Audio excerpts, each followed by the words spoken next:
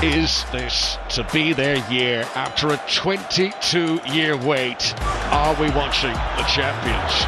Odegaard urged to shoot, and Arsenal take the lead! That's how you do it! it's Declan Rice, and it's 2-1 to Arsenal. Now, Arsenal are ready to claim this as their year. This Arsenal team are ready to show they are the real thing. A club that is trying to recapture their DNA, looking to steady the ship. Brian Mbumo at the Stretford end! Manchester United lead in the derby! This 2-goal lead could be everything for Manchester United. A scene of satisfaction on a day when Manchester feels red. Two colossal clubs meet in North London. Arsenal against Manchester United. Well, ahead of this highly anticipated clash at the Emirates, let's hear from both managers, starting with Mikel Arteta. Yeah, well, obviously, Michael coming in is going to bring new ideas. Always the intensity rises up. You could see in the derby in Manchester the kind of behaviours and the game that they played. So, yeah, we expect a really tough match. We will adapt to that for sure, but we are at home and we know how important that game is for us. Credit to Arsenal, you know, they're in a really strong place at the moment and they've built the squad and the group, and Mikel takes a lot of credit for that. He's done a fantastic job, and I think we've got our own ideas as well of what we need to do and what it's going to take to get there, and that's what we'll keep working towards. Plenty of respect between the two managers. They, of course, met when Michael Carrick was in the job a few years ago. He and United took all 3 points. But let's start with Arsenal. The big question on many fans' minds is, who does Mikel Arteta start with up front? Of course, both Gyökeres and Gabby Jesus scoring in their midweek game against Inter Milan. I'll come to the striker first. Jesus, I love him. I've always liked him as a player. Like Havertz, And Gyökeres is a goal scorer. It's not happened for him this season for whatever reason. He missed the pre-season. I think that's a big factor. Yeah. I think people don't realise, to try and hit the ground running. But Jesus, I think he's got that know-how in terms of playing in big games. Obviously, at City, won the league numerous times. Seems to be sharp again. The 2 goals overnight. But I don't know. The good thing is you've got 3 very different profiles there. Yes. Gyökeres is more the traditional number 9. Mm-hmm. Gabriel Jesus is more of a false 9 because he likes to drop a lot, link up to the play, so good technically, better than Gyökeres. And Havertz is probably a bit of a mix of the two. Havertz is not fully fit now anyway to start a game like this and play enough. So it's really Gyökeres or Gabriel Jesus. It could depend on how the opposition is going to play. Yeah. And if you face a low block, if there's space for Gyökeres to run into, because he's probably be better for that with his power. But I think for a game like this, for me, Gabriel Jesus would be better suited, because I think without being too deep and too low, United will still have that block where they won't give you much space to run into, as we saw against City. And for that, Jesus is probably better. That's exactly what I was going to ask you. It seemed like Martinez and Maguire did a really good job at containing the likes of Erling Haaland. So when you look at the other forwards that Arsenal have got, who else can try and cause some damage against a Manchester United side that's full of confidence?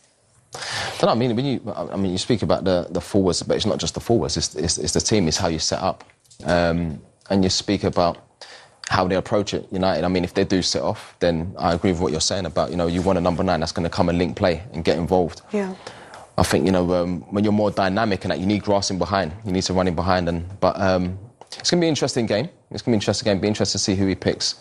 But, Man United obviously got a little bit of momentum at the minute from the game, but I don't think you can get carried away. But it'd be interesting to see how they approach it.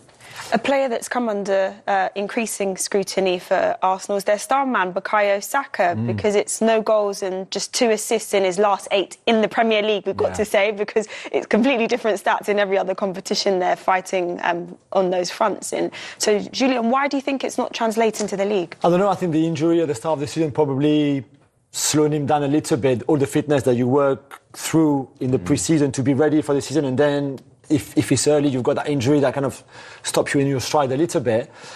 This is also a team that maybe had more input on the left-hand side this season, because Trossard has been really good, to be fair. Yeah. And apart from set pieces, it looks like Bukayo maybe is not as sharp, maybe not as decisive in the league that they would like him to be. It's a team that works a lot with their wide players and their wingers. The ball goes wide very, very quickly a lot. So if they don't really work out in one-on-one situations or their crosses, then Arsenal have a bit of a problem. That probably explains why, as we saw with the stats, those forwards haven't been really scoring as much goals or as many goals as we would have thought. Is it becoming a bit predictable with Arsenal? Because Julian just pointed to the fact that most of their attacks are coming from the wings. I think when you play against a block, whether that's a medium block or low block, you have to try and move the block. So, you know, we spoke before and I said there's 3 ways to beat the block. You're going to go over the block, which is difficult, but you still can try at times. Go around is what Arsenal do, but I don't think they go through enough. And maybe if they went through the block more, then Saka can run off the ball. Instead of always getting it to feet and having to beat people and create something and, you know, come inside like he does and hit shots. You know, I think if they can try and play through more with those good players that they're getting those number 10 positions, then maybe he can run off the ball more, which... Because I think those chances come easier. When you're running onto chances, it's a lot easier than getting the ball and beating someone and actually score at the end of it. It's difficult. So I just feel like they need to mix it up more. Are you in agreement? Yeah, completely. And Saka depends a lot on Odegaard. You know, especially with Timber, that triangle there on the right-hand side is key, even for Bukayo to get the ball in the right areas, in the right condition. If Odegaard is a bit off it, like, to be fair, he's been most of this season and including last season as well, then I think for Saka, he's not put in the best situations, if you want, then if Odegaard is on top of it like they were together 2 seasons ago. So it's all that collective sharpness to find a little bit more for Arsenal, especially against the block, like Jay just said. But when you think of what they spent in the summer and the players they've brought in, surely they've got enough reinforcements there to be flexible with the system. And I mean Mikel Arteta in particular.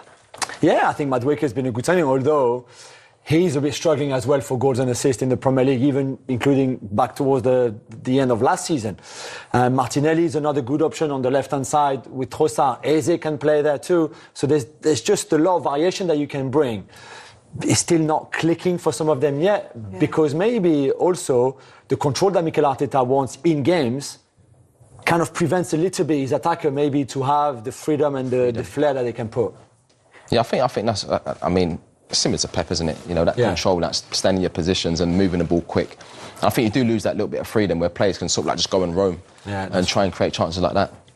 And how frustrating do you think it is for the Arsenal fan base that you look at the likes of what they did in Europe and then in that first leg of the Carabao Cup semi-final against Chelsea, but it's not happening in the league, the draw against Liverpool and then more recently against Nottingham Forest? I guess it depends. The draw against Forest, for example, I think the expected goals is just under 3. This is against 3 goals easily. It's just not happened. We saw the Martinelli miss earlier. Gyökeres there probably should do better. There's the header. I think that's the header from Saka. That unbelievable save. We've got to say, yeah. If you didn't create all those chances and the game was really static and slow and you could not break anything, then you could be worried. I think I know it's disappointing to drop 2 points in a game like this. But the performance was positive, I thought. Yeah, on a different day, you'd have scored 2-3 goals. And I think that's the pleasing thing. When you create chances and you miss chances, you know, on reflect, when you review it back, you know, and as players and, you know, and staff, you look at it and you think, OK, on another day you would have scored 3 goals. Because they created chances, some unbelievable saves there as well. Yeah, so a quick reminder of how they look in the league. So it's 4 wins in their last 6. And then, as we just mentioned, it was a point apiece for them against Liverpool and then the same away at Nottingham Forest. I guess the pleasing thing for them is that they're now back at the Emirates. They had 4 games away from home in 4 different competitions. They are unbeaten there. Is that a case of... I'm not sure, more confidence this season, or do you think it's just something that's been quietly building over the last couple of seasons? Yeah, I think it's been building the atmosphere at the ground to start with, in Europe and in the league. It's really become a fortress where they're already very good defensively. This is the best team defensively in Europe. They're the best team out of possession in Europe as well. So not just not conceding goals, but you have the ball, it's okay, but they're so well drilled, so well organised that you can't go through anywhere. Yeah. So for that, I think the Emirates has been a special place. And yeah, the fans make it special too. And I think when you've got that kind of momentum, I know it's not always perfect the way they play, but when you've got that kind of momentum, being at home, you could face anybody. And Liverpool was a good game. It was a game where they wanted the control and they were happy to take that draw. But if they start coming at you, it's hard for you to get away from that pressure. Yeah, do you want to add anything to that on the fortress that is the Emirates? It is a fortress. You know, they're so good at home, and so they should be with the players that they've got. But I just feel like at the beginning of the season, if you would have said at this stage of the season, you know, was it 7 points ahead? you know, they would have said, yeah, they would have taken that 100%. Well, of course, Arsenal look like the favourites on paper in this game, as did Manchester United last week. Manchester City, rather, against Manchester United. So let's turn our attention to the Red Devils because, of course, they're in this new manager bounce, if we can call it that, with Michael Carrick coming back to the game. If we look at just how dominant they were, again, I mentioned the fact that they weren't the favourites going into this. What do you think he was able to change in such a short space of time to get all 3 points? But you know what you get? I think naturally when a new manager comes in, that first game, you know, for whatever reason, the performance levels goes up. Yeah. I think there's two things for me. I think Kobe Mainoo coming back into the team because he adds that little bit of calm and quality. And I think Bruno Fernandes playing in a 10, closer to the goal. I think when you have that sort of quality, and even when you look at this goal, I see a lot of teams, and I've been involved in it myself, where you know you get like a 3v2 and players always make the wrong decision, or you see it in training. That's like a training goal. Yeah. Players make the wrong decision. The way to pass, the option by passing to Mbeumo on his left foot to finish first time. I mean, for me, playing in the 10 position is that's his best position. What did you see that was different about this side then, Julian? So I completely agree with Jay. The Bruno's new position, his best position, but being back there plus Kobe Mainoo. But I think also the change of system. One of the reasons why Ruben Amorim is not there anymore is because of that rigidity about his system and the back three and all of that, where clearly things were not too bad. They were fifth in the table when they sacked him. Yeah. But it was not what that team needed anyway. So to go back to the 4-2-3-1, Casemiro in that position, Bruno, as we said, and then doing simple things. Defensively without the ball, they were hard to break down. They double up really well on each wings. So Doku, and as we can see here, Ahmad and Dalot on the right-hand side against Doku and O'Reilly and Ake. On the other side, it was Dogu, who's a left-back really, or left wing-back, with Shaw doing the same. Even the atmosphere in the stadium. Yeah. I remember going there years ago, and that's what it was like. It's a difficult place. When they're playing well, and I don't care how good you are, when you're put under pressure and you're having to keep your head down, and you know you've got players close to you and they're protecting the middle, and I like to say the touchline's your best friend. So as soon as the ball goes wide, make contact. And that's what they done. It was such a good performance. And the intensity as well to win the duels, which we haven't seen enough of under Amorim, probably because the system again was a bit probably difficult for the players to manage. But when you've got that intensity, when you're aggressive, when you're on the front foot, even with only 30% of the ball, because that's what they had in the end, it's enough. You're playing transition, you've got the players for it, you've got so much space up front, Ahmad, Dogu, Mbeumo, it's just perfect. Speaking of Amorim, I don't think we can be too hard on him because in this exact fixture earlier in the season, they actually had a decent game. They had 7 shots on target. Arsenal aren't an easy team to go at. So what do you think will be their biggest threats in this game at the Emirates? I think Carrick would pick the same team. And in a way, will have the same tactics as he had at Old Trafford last weekend. So the block doesn't have to be too deep and they will be aggressive in the right areas. Yeah. So when they feel like pressing, they all go and somebody like Bruno triggers the press or Mbeumo and everybody goes. At times they'll be much deeper and it'd be hard for Arsenal to go wide. As we said, they're a team that goes wide, but we expect the same double up from the 2 fullbacks and the 2 wide players for United. So that's the kind of the game I see, and they will play in transition. And Arsenal's race defence will have to be very good. Gabriel and Saliba will have to be very strong, and Zubimendi probably even more importantly to break down whatever Bruno is trying to do in front of those 2. So it'd be very interesting tactically to do. But I thought Amorim had improved that team, to be fair, compared to last season. Yes. There's a lot of metrics where they were better in terms of shots and chances created and things like that.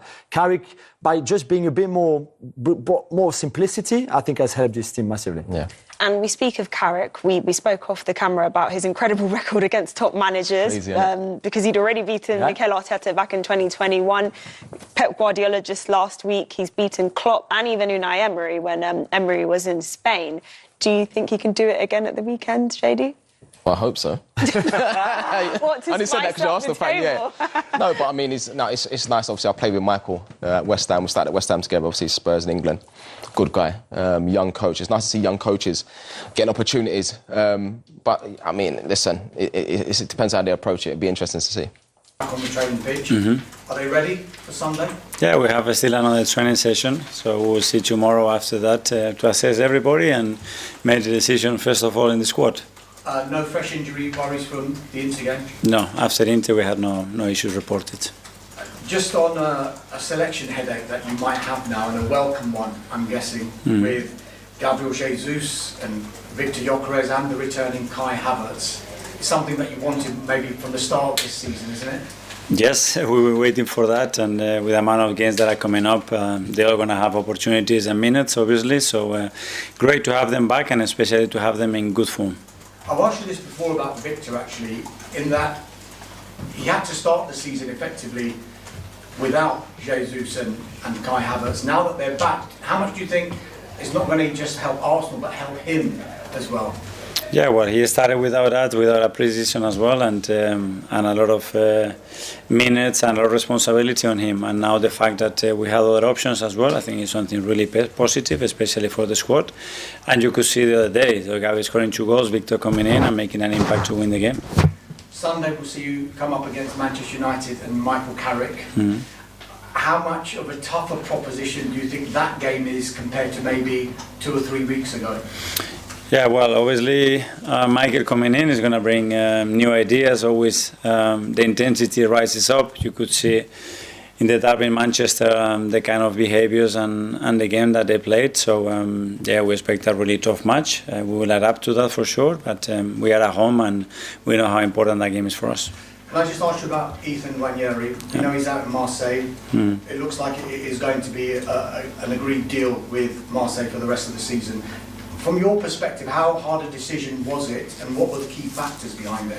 Yeah, well, I think the deal is quite close, but yeah, it's something that we constantly have to be monitoring. I think the talented young players that we have, they need minutes, and in this case, Ethan wasn't having enough minutes, and the last thing that we want is cut his development, because he's such a talent and someone that loves and breathes football. That's his life. And after having a discussion with him, with his father, the agent and the club, we decided that the best thing to do it was to leave and go on loan, and then we have to pick the right place. And having all the options, understanding the experience that we had in Marseille as well with Willy, the fact that Roberto is there and he's an incredible development of young talent, and is a really courageous manager in the way he plays, by the way he plays with young talent as well, and he has a big track record about that. And I think it fits the way of playing for the qualities that we want to see for Ethan. So it's going to be a great experience for him. It's absolute fever pitch back in the late 90s, early 2000s. How big an impact did that rivalry have on you, and did it make you think, I want to be part of the Premier League because of that particular rivalry that was happening then?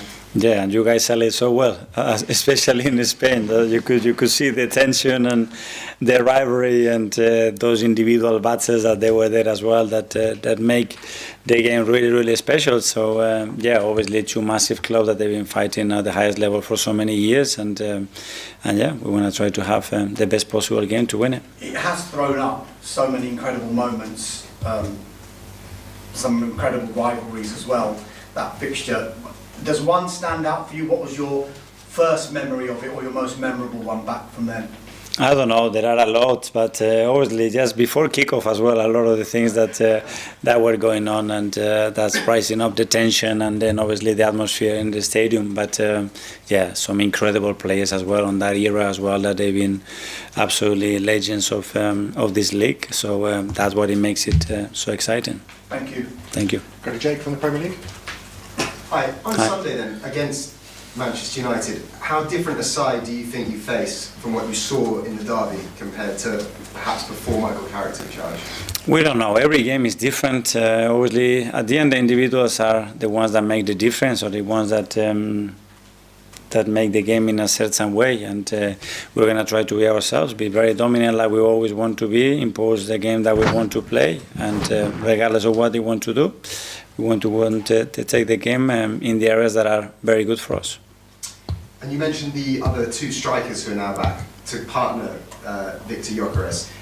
Do you think that gives you confidence that he can get back to the form that he showed as to why you wanted to sign him in the first place, in front of goal? Yeah, it's a lot of things that have to happen for consistently being able to produce those performances and numbers, but we have different relationships around him as well, because Kai is a player that can play in the 2 attacking midfield positions.